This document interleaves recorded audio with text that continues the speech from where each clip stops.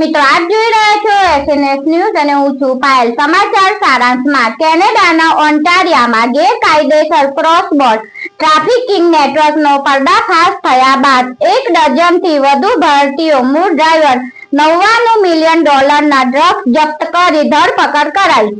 કર્ણાટકના ભૂતપૂર્વ મુખ્યમંત્રી સિદ્ધાર્થ મૈયાએ રવિવારે કહ્યું કે આજકાલ રાજકારણ સંપૂર્ણપણે ભ્રષ્ટ થઈ ગયું છે અને ચૂંટણી લડવા માટે લોકોને પૈસા આપવા પડે છે।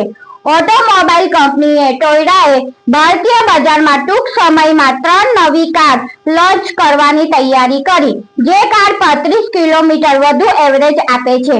છત્તીસગઢ સરકારે છેલ્લા 2 વર્ષ ને 3 મહિનામાં જાહેરાત પાછળ 1095 કરોડ ખર્ચ્યા। દિલ્હી સરકારે રવિવારે ભાજપ નેતા લતા ગુપ્તાને દિલ્હી મહિલા આયોગના અધ્યક્ષ તરીકે નિયુક્ત કર્યા।